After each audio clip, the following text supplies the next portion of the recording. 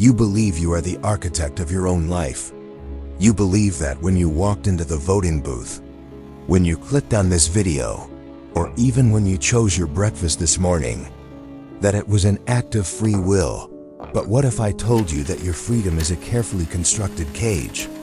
What if 90% of the decisions you make every day were already made for you, long before you even knew there was a choice to make? The most dangerous prison in the world does not have steel bars or armed guards. It doesn't need them, because the prisoner doesn't know they are locked up. The prisoner believes they are free because they can choose between the blue door and the red door. They never stop to ask why there is no door that leads outside. This is not a conspiracy theory. This is a mathematical certainty used by casinos, political campaigns, and billion-dollar algorithms to bypass your logic and hack your biology. As long as you are choosing between option A and option B, you are exactly where the mastermind wants you. Welcome to the archives. Today, we dismantle the illusion of choice. Let's open the log to page 1. The concept is known in psychological warfare as the double bind, or sometimes Hobson's choice. Historically, it was a technique used by military strategists and negotiators. Today, it is the standard operating procedure for controlling the masses. The mechanism is simple but devastating. The manipulator presents you with two options. Both options are framed as freedom, but both options lead to the outcome they desire. The goal is to bypass your resistance. If I command you to do something, your brain's natural defense is to say no. Resistance is human nature. But if I ask you which of two things you want to do, your brain skips the resistance phase and immediately starts calculating the preference phase. You become an accomplice in your own manipulation. Imagine a magician forcing a card. He fans the deck out. He says, pick a card, any card. You feel the agency. You feel the power of choice. But his hand position, the timing, the visual nudge, he has already decided you will pick the 7 of spades. Your feeling of freedom is the distraction that allows the trick to work.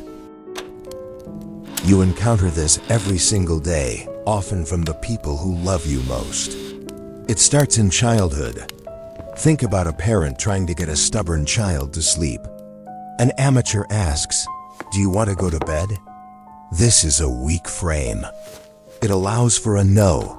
It gives the child the power of refusal. A Machiavellian parent changes the frame. They ask, "Do you want to wear the red pajamas or the blue pajamas?" Suddenly, the child is no longer debating if they will go to bed. They are debating how they will go to bed. They choose the red pajamas with pride. They feel they have won. But the parent achieved the primary objective without a fight. Now, scale this up to the corporate world. Your boss calls you into the office. There is a crisis. He says, "We need to hit this deadline.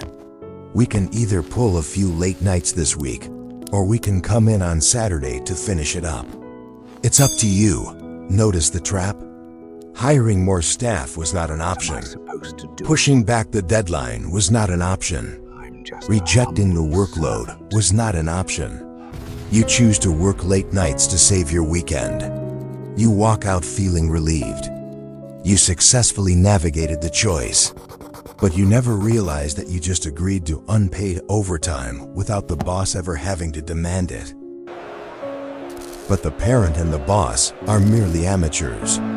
To see the double bind in its most perfect, terrifying form, we must look at how power structures control entire populations. Since the days of the Roman Republic, the ruling class has understood one truth: the united populace is dangerous. A divided populace is manageable. How do you control 1,000,000 people who could overthrow you in a single day? You give them a game to play. You create two factions, the Reds and the Blues, the Guelphs and the Ghibellines. You give each side a flag, a slogan, and an enemy. You tell them, you must choose. Are you with us, or are you with the barbarians? This is the ultimate illusion. While the two sides fight in the Colosseum, screaming at each other, spilling blood over minor differences. They fail to notice that the emperor owns both gladiators. He owns the arena. He sells the tickets. The outcome of the fight is irrelevant to him. The fight itself is the mechanism of control. If you are busy fighting your neighbor over option A or option B, you will never look up at the emperor's box and realize there is an option C, storming the palace. So now that you see the strings, how do you cut them? Most people try to outsmart the choice. They agonize over the red pajamas or the blue pajamas. They argue endlessly about the lesser of two evils. This is a mistake. You cannot win a game that was rigged before you sat down at the table. To break the illusion of choice, you must learn the art of the tertium quid, the third thing. When a manipulator presents you with two urgent options, your immediate reaction must be a full stop. Step back. Detach your emotion. Recognize that the urgency is artificial. The frame is a painting, and you can step outside of it. Ask yourself the forbidden question. What is the option they are not giving me?